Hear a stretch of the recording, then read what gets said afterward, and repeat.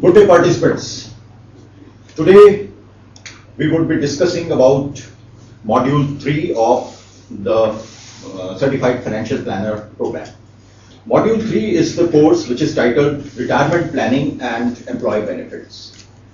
We would be starting this module today, and we would be studying the first chapter, which is Introduction to Retirement Planning, and we would be discussing in it issues in retirement planning.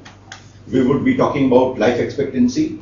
We would be talking about career stability, pre-retirement counseling, wealth creation, early retirement, and the effect of inflation on the retirement savings.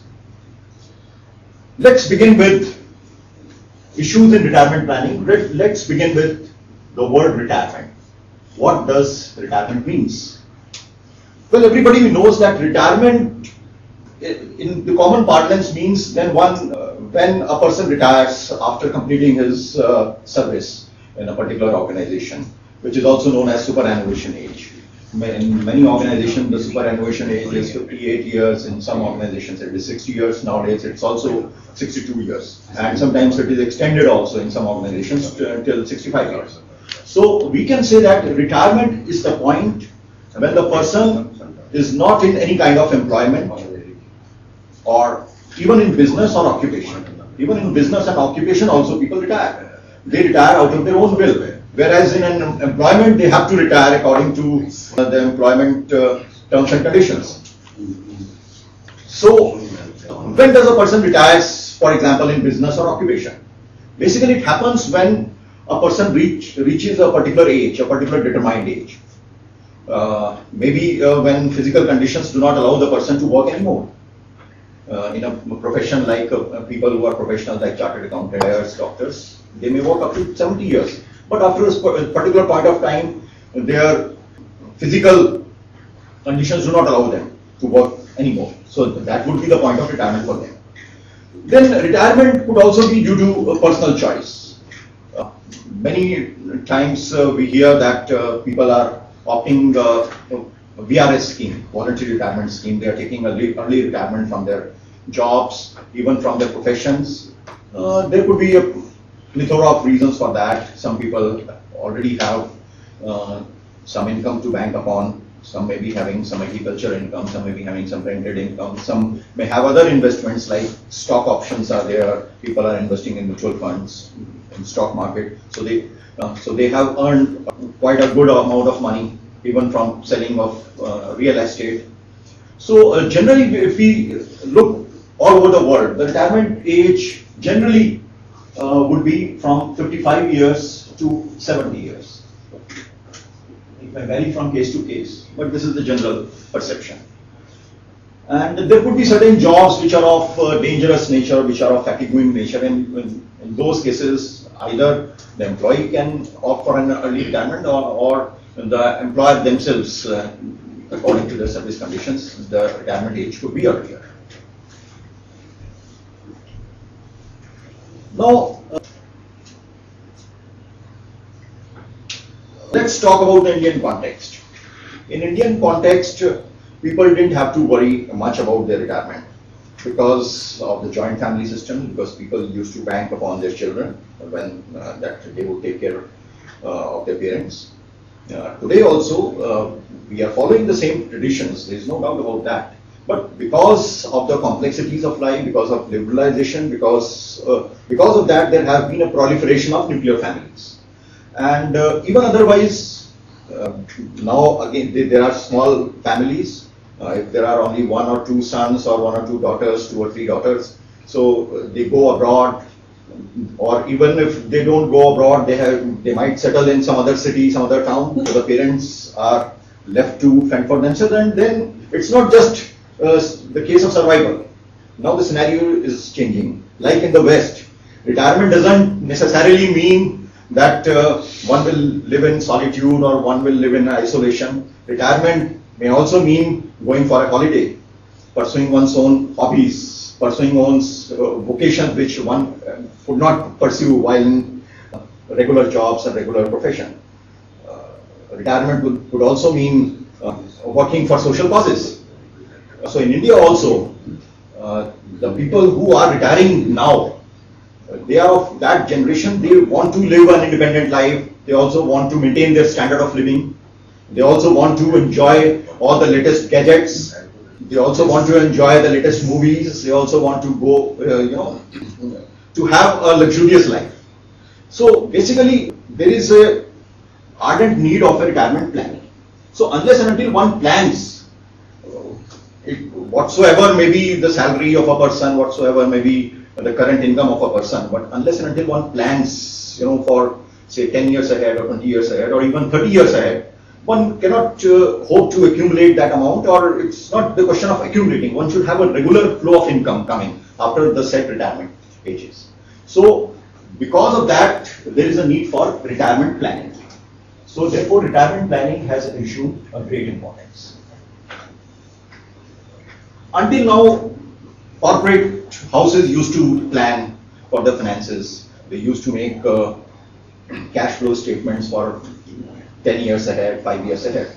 But now we have to make cash flow statements on individual basis, because in our everyday life also we see that a household or a home is like a factory. It's like an organization. You have to organize. There are so many gadgets. Every day you have to have maintenance systems in your household also. You have to see what items have to be brought and children's education and whatnot. So similarly for retirement planning also, one has to set aside a certain amount of money so as to accumulate it, and so that you can build up a corpus at the time of your retirement, and then further you have to plan how to invest that corpus in order to get a regular income. So therefore, what are the steps in retirement planning? This we would be talking. First of all, steps. The first and the foremost step today, there was also a common perception that people used to think that retirement, a person would think about the retirement only when a person is in his 40s or maybe in his 50s, his or her 50s, but no more. Even a person who may be in his or her 20s or 30s may plan for retirement. One has to plan for retirement in order to lead a prosperous life. So number one step is you have to take a decision about the retirement age. What should be the retirement age? At what age I am going to retire? Whether it's going to be 55, 58, 60, whatever. Then setting off financial goals. What are my financial goals? Am I going to build a house? If I'm already having a house, I would be building a house in a hill station. I would be building up a villa. I should own a farmhouse. I should own an agricultural land which will give me a regular income. So those kind of financial goals could be there. Then savings of relevant amounts. So in order, once the goals have been defined, have been enumerated, then what is the saving which I can set apart? Saving of relevant amount vis-a-vis the goals. Next step, one has to invest in the appropriate modes. One has to see that where my saving will yield the maximum returns. So one has to decide about the investments. There can be a mixed array of investments. There can be mixed portfolio. Then a financial planner would also suggest suitable investments depending on the net worth of a person. So calculation of net worth. This will keep on changing from time to time. So therefore, we need to monitor the financial plan also, so that we can see how much in savings one can set apart.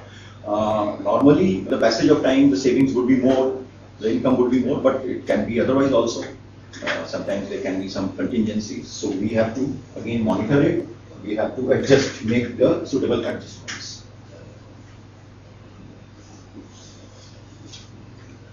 Monitoring, and then we can make say suitable adjustments with regard to the monitoring term. So while a financial planner is making this financial plan, charting out the future course of action, what are the various factors? Because retirement plan will differ from person to person. Even in the case of insurance, in the case, if a person wants to take insurance, there could be two persons of the same age, working in the same organization, drawing the same amount of salary, working on the same position, but their financial conditions could be different, their environment could be different, their family background could be different. Their future plans could be different. So the different plans of insurance plans would be suggested to both these people. But retirement, definitely, there is going to be a overall difference in perception of different people.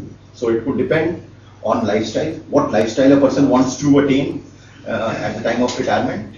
Like I said, some people look at retirement, like holidaying and enjoying, like people in the West.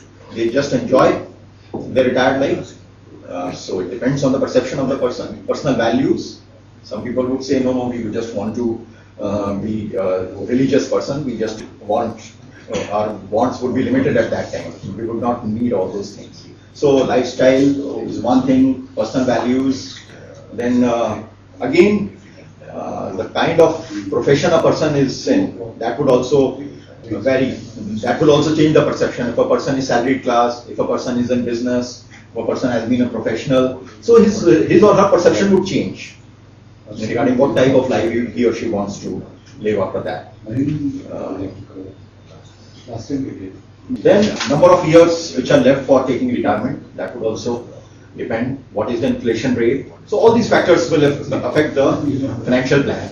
Present net worth of the person, risk appetite of a person, whether the investment should be in stocks, in bonds, it could be in mutual funds, in ULIPs, or whether it should be only in government securities. So that risk appetite of a person, differs. It's not necessary. A person may be having very high net worth, but his risk appetite is very low. So it depends on the person to person. Then what is the person's conviction in the retirement planning? So all these factors would affect. Now another factor which is very important, like at the very outset I said that we would be talking about life expectancy. Participants know that life expectancy has increased over the years. Just look at the statistics. What was life expectancy 50 years ago and what is the life expectancy today? Probably 50 or 60 years ago, the life expectancy in India itself was around 32 years, 32, 35 years. And now the life expectancy is about 64.64. So, and we see in India also people are living till the ages of 75, 80 years. Although in the West, like in USA, the life expectancy is 15 years more than what is in India today. So, but in India also, the life expectancy is going to be high because of better medical facilities, because of better living conditions, because of better quality of life, because of better economic conditions also. So, it is the major, you can say, determinant in the case of retirement plan. Because in older days, one would hope that after retirement, say 58 years, most of the people may not even reach their superannuation age, and even if some people reach, they may be living for say 5 or 10 years. But now, no longer. Even after the retirement ages, people may live for 30 years, 25 years. They began saying life begins at 60. And yes, and life begins at 60. And if we look around us, in our acquaintances, relatives, neighbors, we see people living till 80s, 90s, but at least till 80s. And especially I have seen in defense services, people who have retired as colonels, brigadiers, they live till late 80s. And many of them had retired at the ages of 55 years, and now they are in 80s. So you can well imagine how many years they have been drawing pension and they have been living a life. Very active life. And very active lifestyle. Because that is because of the fact they are getting regular income, because they don't have to worry about their daily sustenance. So that is the major reason. And because of their disciplined life, that's also army hospitals are very good. Yes. Because disciplined life have been ingrained in them at the time of induction in the defense services. So therefore, longevity of a person has to be kept in mind while making out a retirement plan. So if we just see the current statistics in India, we would find that around 90% of Indian population is not covered under any pension plan. Only 10% of the people would be covered in any kind of a pension plan. So therefore there is a big scope of these kind of retirement planning in India. So therefore we have to see what are the current income of a person, what kind of life he or she wants to lead at the time of retirement. So what would be the post-retirement expenditure? So accordingly, then life cycle is also very important while working out the retirement plan. We will, for example, we are making a retirement plan for a person who is, say, 32 years of age. So then life cycle, if this person is married, maybe having children, one of the client may be just recently married, other client may have 1 children or 2 children. In future, how many children he is expecting? 1 child, 2 child, what would be their expenses? So that means you have to plan their budget accordingly, expenses towards. Then as a person goes through the life cycle, then middle ages, the children would be school-going children. A large part of the expenditure would be incurred in school education, coaching classes. Then the adolescent age of the children, again, you have to plan for the professional education, etc., etc. So accordingly, you have to plan that how much money has to be set aside. So it's not necessary as a person moves forward in his life cycle, the amount which you can set aside apart can be lower also, can be higher also. Then career stability is also one of the variable which will affect any kind of retirement plan. Some people who are in stable jobs, you can plan definitely for them. This would be the set part. Some of the people who may be in volatile kind of business, so their earnings are not definite, so you cannot set apart. So you have to continuously monitor the plan. So you have to work differently. So therefore financial plan, it has to be customized according to the person's requirement. Now many people would be very open to the idea of retirement planning. Many people in India may not know what retirement. Well, the client, the financial planner should ask the client that, especially I am talking in the Indian context, how old your children now at that particular age. Say if you are planning to retire at 55, what would be the age of your children? Would you be able to complete your your obligations towards education? And marriage also is an important aspect in India. So would you be able to marry them off? Because people in India generally wants to be in active job. They want to have a regular income, before marrying their children.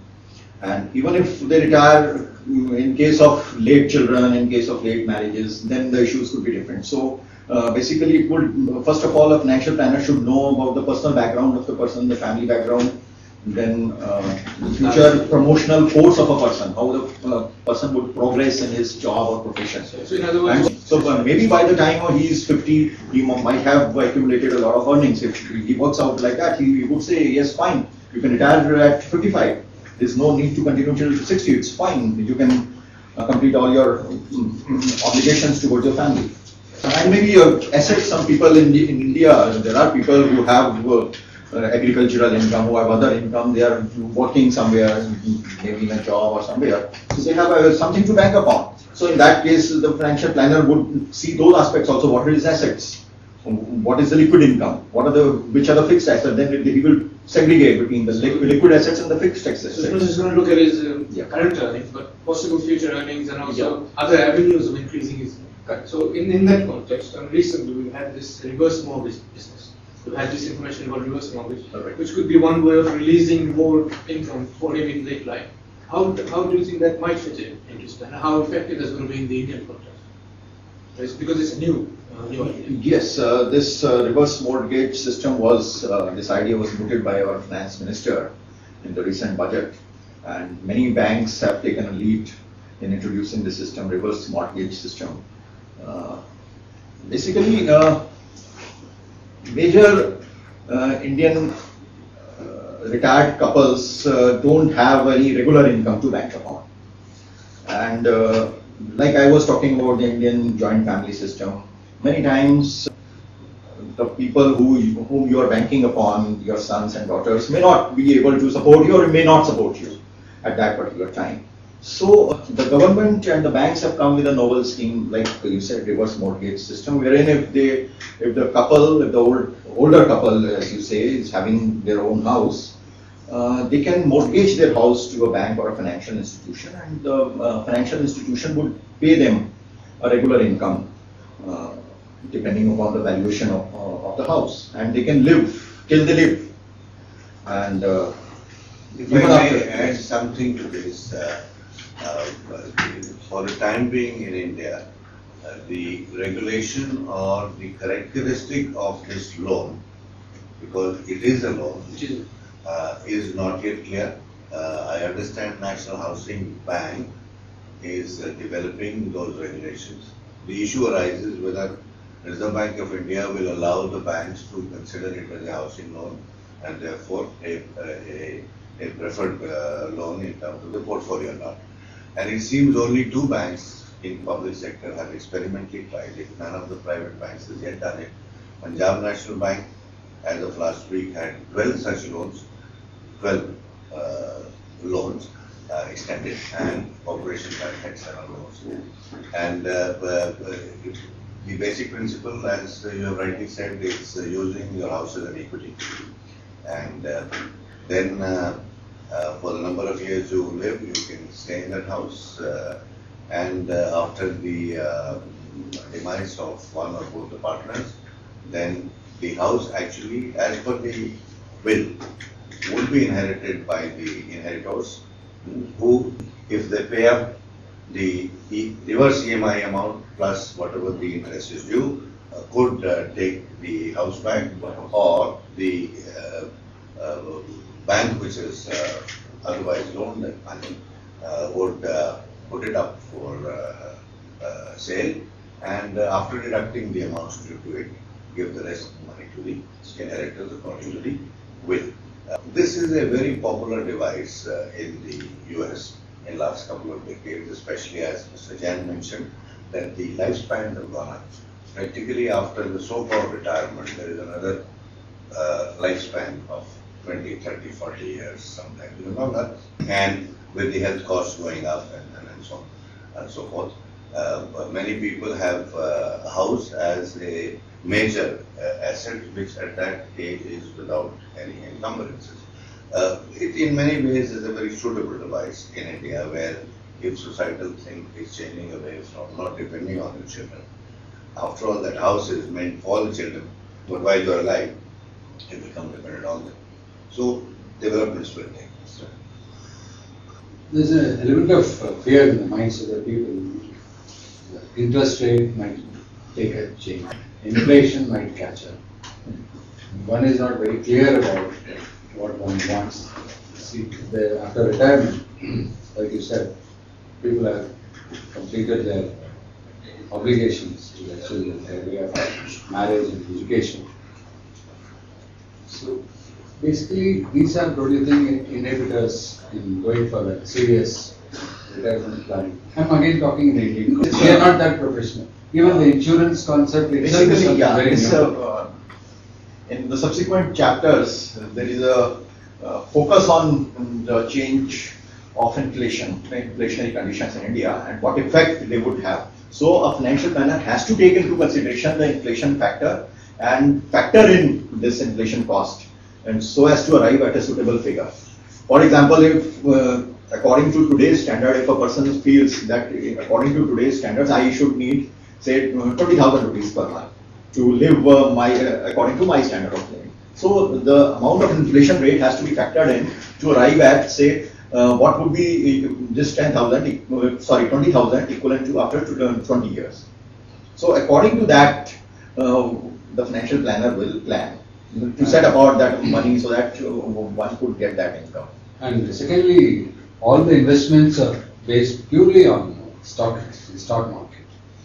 See, while suggesting your retirement planning, will it be a combination of stock market, stock options, These and days, properties, Correct. or various short-term, for example, debt-related instruments from government?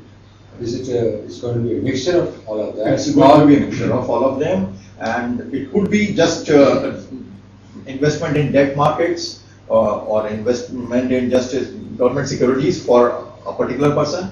It could be a mix of all the investments for another person, and it could be just equity and mutual funds or volatile investments in the case of third person. So it will depend on person to person, on the perception of the client, on the risk appetite of the client.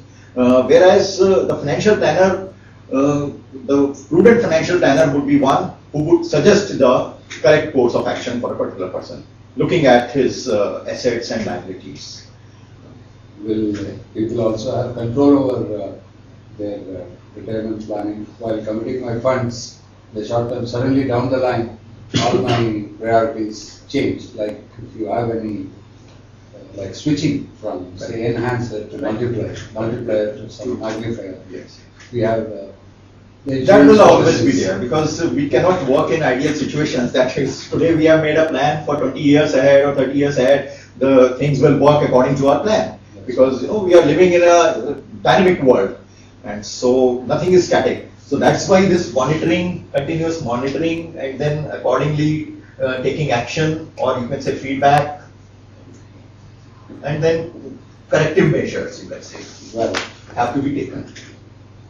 So these are very important because the plan which we make today may not work out. So in some cases it could be monitored on yearly basis. In some cases it has to be monitored quarterly or even half yearly or even quarterly basis. So that's very important. The perception of a person also might change in between. Exactly. In fact, precisely. The perception may change. A person was saying that I want to retire at 55 years. My normal retirement age in my company is 60 years. I want to retire at 55 years. Say after 5 years, this person comes and he says, no, I want to continue working after 60 years. Tell me another way of earning money after 60 years, beyond 60 years. So this might happen. So that's why it's a very dynamic thing. So that is why we need financial planners. Otherwise, there was no need of financial planners, and even the concept of financial planner was unheard in a country like India. Certainly. Even today, it will take some time for the people to absorb the concept of financial planning. And in the West, Mr. Datta knows it very well, in the Western countries like in UK, USA, people pay exorbitant fees to a financial planner so that they can plan for them, for their retirement. They can also work out a suitable plan, how to utilize their estate. They suggest that this much you should invest in real estate, this much you should invest in a regular income plan, like this.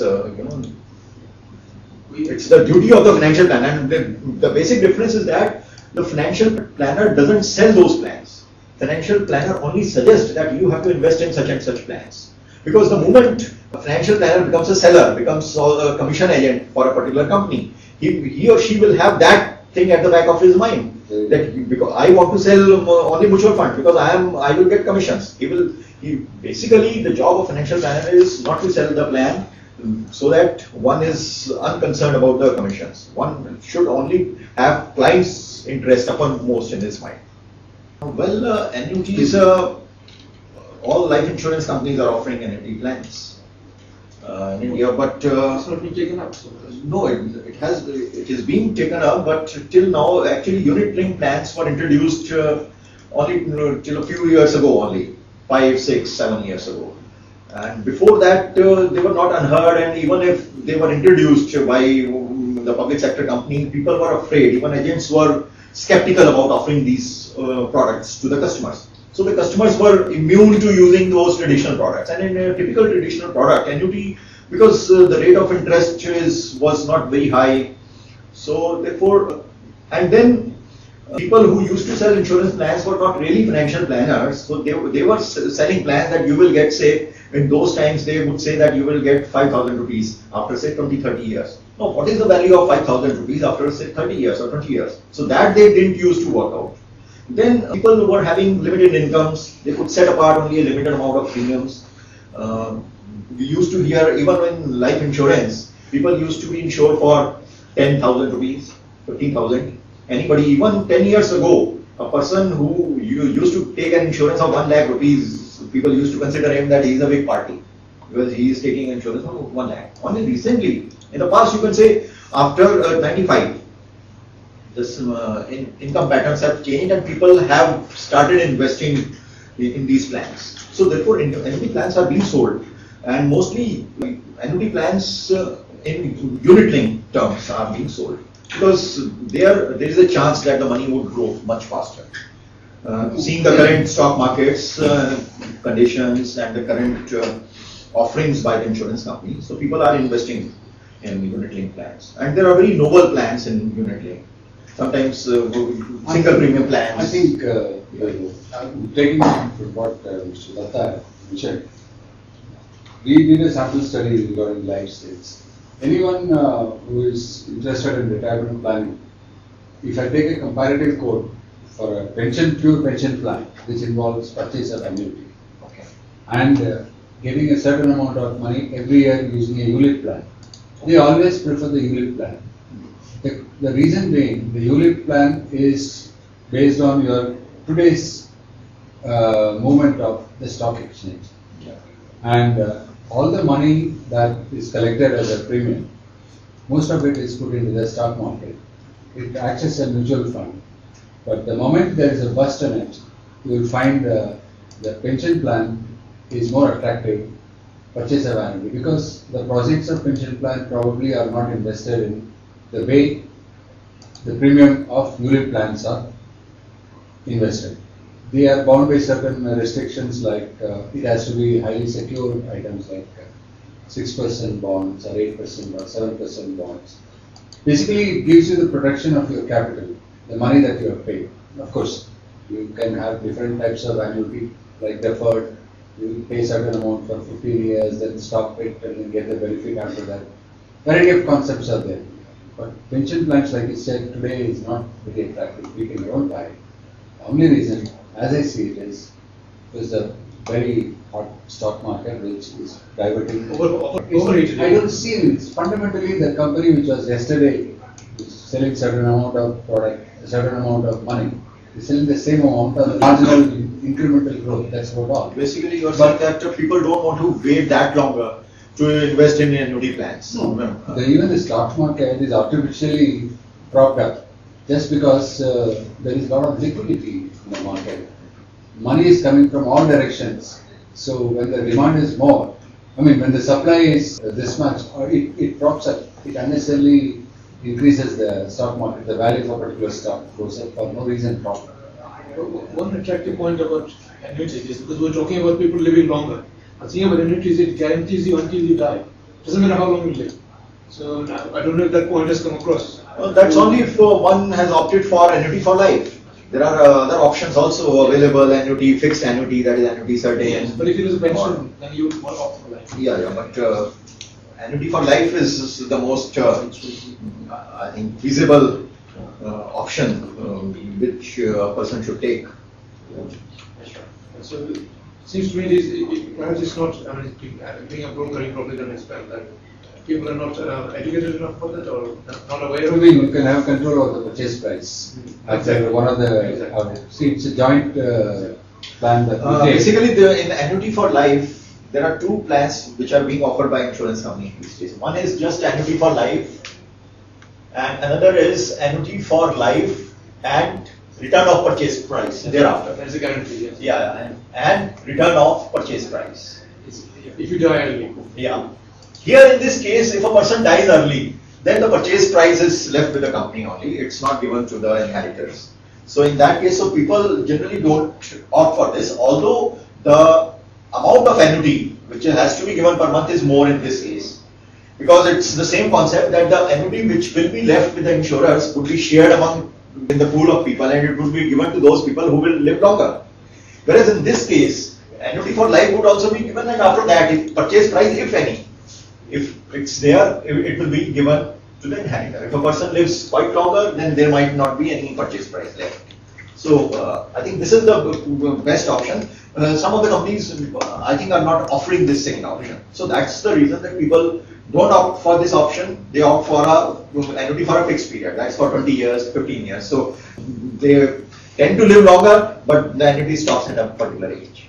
In fact, Siddhartha, just to give an idea about the Indian situation, the companies themselves are discouraging people to go in for a pension plan, pure pension plan. What is the company? The insurance company? The insurance company. Right. They find somehow a saleable product is a ULIP product.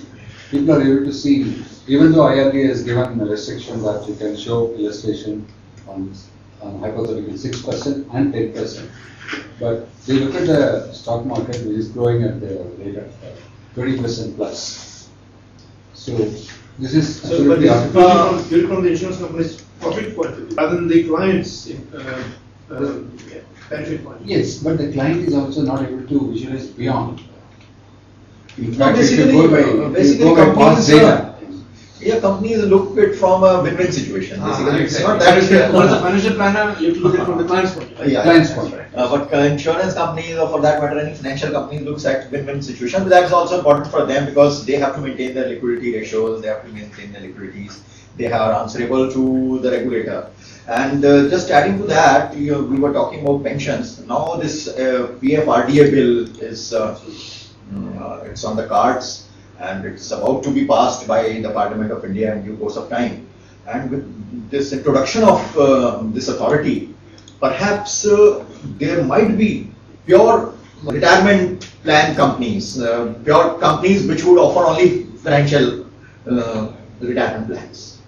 Because right now, maybe that insurance companies, because they are tied up between offering life insurance plans as well as retirement plans, so probably they might not be coming out with full-fledged retirement plans. But with the introduction of this bill, either the same insurance companies will come out with more plans which would be in full bloom, like annuity for life, and also taking care about in case a person dies early. And there could be other standalone companies also. I think this is a subjective opinion. And in mutual funds also, the performance of a mutual fund varies from company to company. There are charges in mutual funds also, administration charges and all. The only thing is that in ULIP plan, according to the regulating authority, the company has to divulge all those expenses. What would be the fundamental management expenses? What would be the administration expenses? What would be the mortality charges? Unlike in a traditional plan, there also the same kind of charges are being levied, like mortality charges and other administration charges. In fact, the first year premiums in a traditional endowment plan, 80% of the premium goes into these kind of expenses, underwriting expenses, mortality expenses and all. Only 15% of the expenses of the premium is basically invested. And basically the insurance companies start getting the money for the savings part from the second year onwards. So the thing is that in unit linked plans, because all these charges have to be revealed, so therefore the customer have a feeling that yes, so many charges are being deducted. Whereas in mutual funds, it could be a 19-20 difference. That it could be somewhat lesser, it could be somewhat more. So it depends on plan to plan, even in the case of mutual funds. Yes, there are few merits and demerits of both the plans. There are merits of unit link also in the sense that there is a addition of mortality cover also, along with your investments. Whereas such a thing is not there in a mutual fund plan. Then, like we were talking about this retirement planning, annuity plans. In case a person is able to build a big corpus at the time of the vesting age, so that the company assures very good, you can say, annuities on that corpus. Whereas such a plan would not be available in a mutual fund. Mutual fund are seen to be a short-term investments, whereas ULIPs are seen to be a long-term investments. If a person is planning for a time horizon of 20 years or more, I mean, let's be very clear, because I have worked in an insurance company. So we used to say that a person who is looking for a time horizon of 20 years and beyond, then ULIPs would be the best option for him. But if a person is looking for a time horizon of up to 10 years, or maybe even up to 15 years, then probably mutual fund would be a better bet for this person. then even an insurance seller should suggest that, okay, you want a time horizon of 8 to 10 years, then mutual funds, you should go for mutual funds. That would be the right, honest advice to a client. Thank you, sir. Thank you.